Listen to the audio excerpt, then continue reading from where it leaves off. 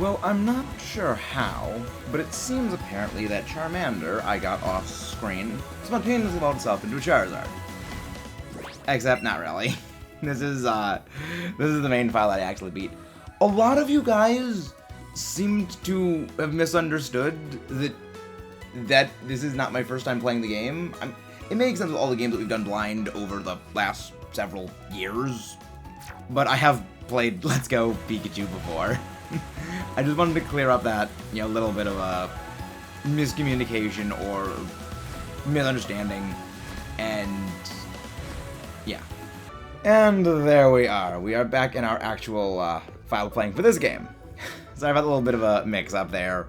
I probably should have explained that a little better, but yes, I have played this game before. I just thought that was a little bit of a fun cutaway gag to do.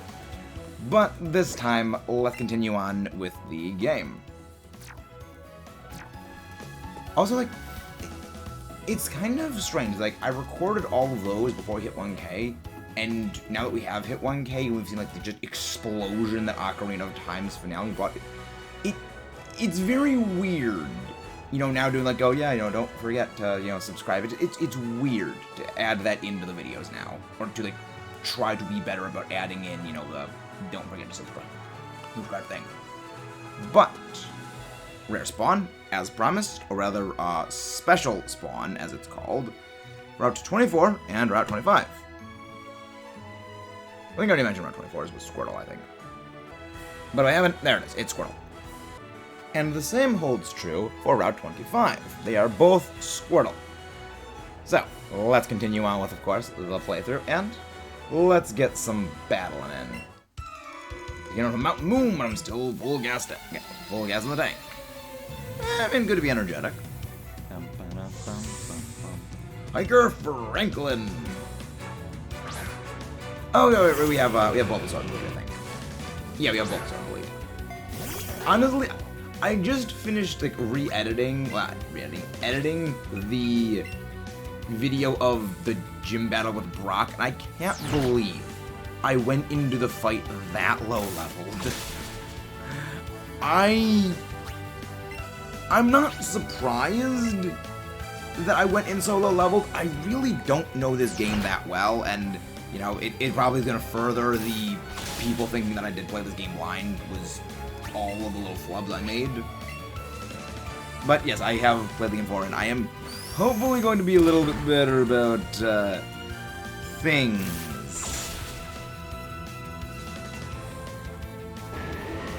But we are taking down the Onyx. Let's see if he's got anything left. I don't Mega Pikachu's gone levels. So now we are qualified to go and battle in the Cerulean Gym. Again, much like I mentioned last time with the various powders, it really isn't that worth it to carry a move like Thunder Wave. We are going to be getting a move that I will be teaching to Pikachu that does have a better chance of inflicting paralysis, or has a good chance of inflicting paralysis as an added effect while still doing a decent amount of damage. And it really isn't going to benefit us all that much to have a move like Thunder Wave. If this was, say, all double battles, yeah, I would probably say, yeah, sure, I'll add that on there.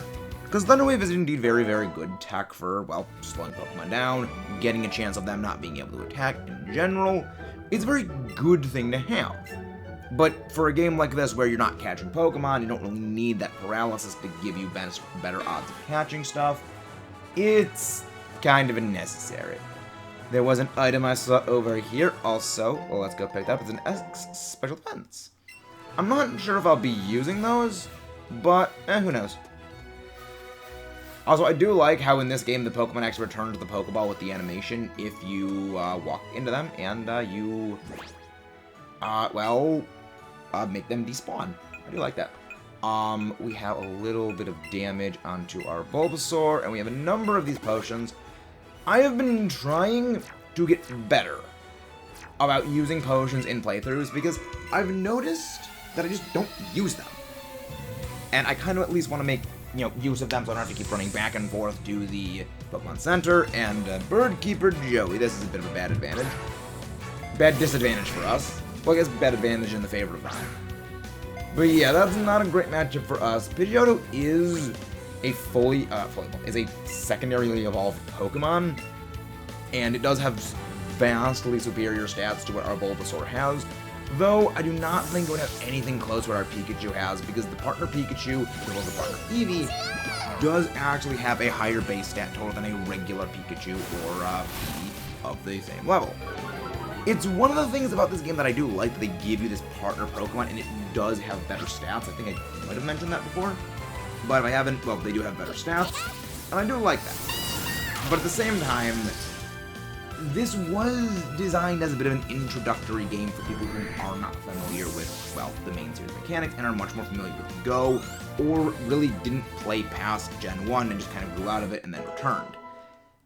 It does give a bit of a false sense of these things actually being a lot better than they are, because they actually do have a lot of extra moves they learn, or at least by level up, at least a few extra level up moves, and, well, these special moves that only they learn in this game, which really do give them a massive edge. We'll be getting into a lot of those more with respect to Eevee, because Eevee does have an insane move pool for this game. Pikachu, it only gets 3 special moves. Eevee gets, if my counting is correct, 8 of them, I believe. It has 1 to each correspond to each of the evolved forms. So wait, there's Jolteon, Vaporeon, Flareon, Umbreon, Espeon, Leafeon, 5 for Gen 1 and 2, Glaceon, Leafeon.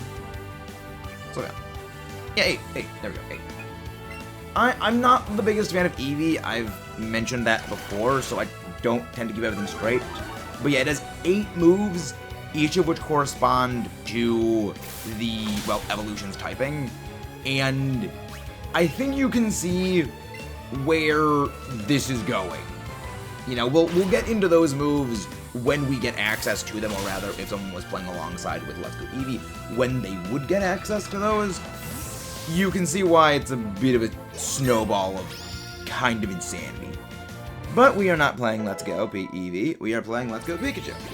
And our Bulbasaur is getting a level up. Party team is getting some experience too. I knew I'd lose.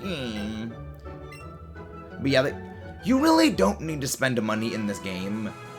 Even if you're catching, even if you're trying to go out and catch a lot of Pokemon early on, you don't really need to catch a whole bunch of Pokemon. I mean, you don't need to grind for experience or even buy a lot of things, because every trainer will give you a number of Pokeballs. These guys give you 3 Pokeballs pretty much a piece, and we just had 5 trainers on the next bridge, and 5 more here, 5 plus, because there's more than just 5 here.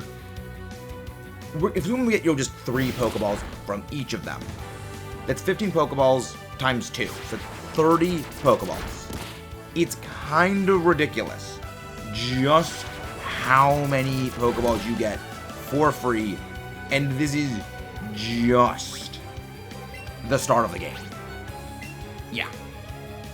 Well, this fight's gonna take a while, so I'm just gonna, well, skip to the end of it. But another thing that actually, I'm looking at Misty's team here in preparation for the thing is, these levels of the teams are actually very much designed with, well, catching a lot of Pokemon in mind. This is something that, well, we as players do somewhat tend to forget, is that playing through the games and basically just catching your team of Pokemon, and that's primarily it, really isn't the way that these games are meant to be played. These games are meant to be played with you catching, well, a lot of Pokemon and swapping your team around as you're playing.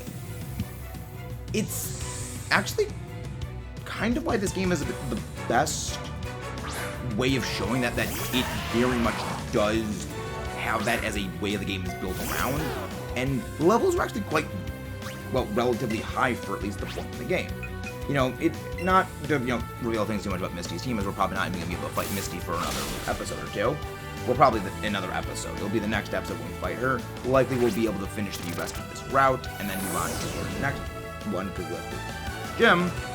But the levels are actually quite high, and if you just fight all the trainers and you don't actually go and, well, train by catching a whole bunch of Pokemon, well, not a whole bunch of Pokemon, but just catching Pokemon to get your level up and get some experience on your team, or, you just blitz through with a Pikachu, you're likely going to be quite under-leveled for at least going up against Misty, and this will continue on into the later gym leaders and even, the Elite Four champion.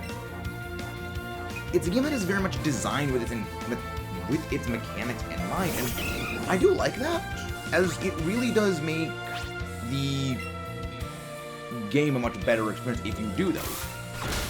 The reason why we tend to not really do that is it largely stems from the way that we have been used to playing, which is go finding our team of Pokemon, catching really only them, and specifically level grinding those specific Pokemon against either wild grass encounters, or if you can, if you're playing a game where you can rematch trainers, such as the Trainer Eyes in Oras, or First Recorder with the Sinnoh games, or if you really want to suffer through it, the Pokegear. No, is it Pokegear? Either Pokegear from Hokkaido Silver, or really the best way of doing that was Black and White's Shaking Grass encounters with the Audino, where the Audino are designed to give you a lot of experience points. But it's kind of a game that clashes with that way we have kind of been raised to play. I'm not to say that, like, the way we've been raised to play, air quote, raised to play, has, it's not exactly a bad thing. It's just the way that we play and the way that the games have kind of been designed, or not only designed, aside from this game, but more so intended, is at odds with the way that we have tended to play. And I find that fascinating. That just the big disconnect between the way in which we have played and the way in which the developers almost intended us to be playing are two radically different things. And this was a game that was designed not necessarily to force you to play that way. I mean, there are some things that it does force you into doing that, especially with these early gym requirements of you have to be level 15. Brock's was, I will admit, Brock's is pretty egregious. You have to have a grass or water type to go up against him. That's a bit egregious. Especially, I don't even think you can actually get a water type at this point in the game.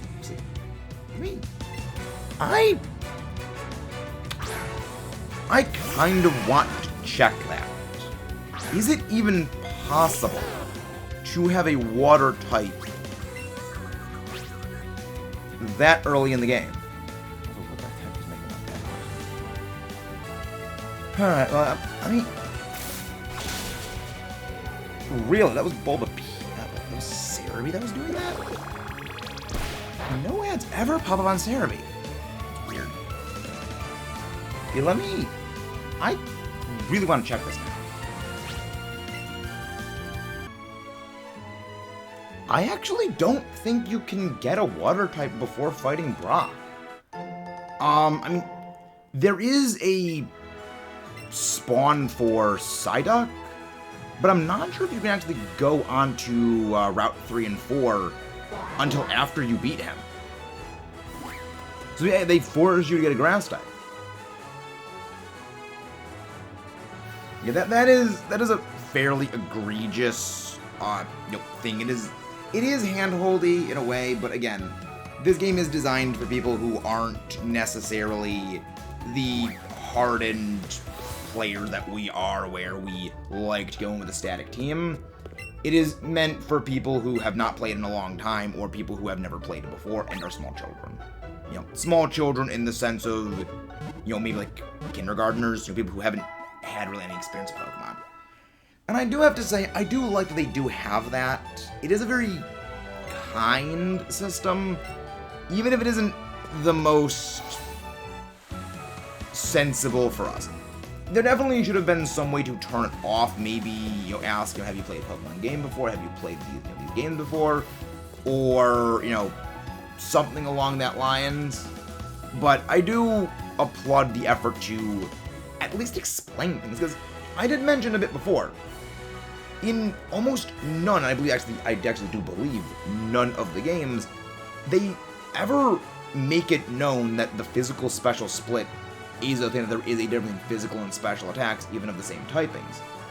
Which is kind of a big thing to make people know before they start playing.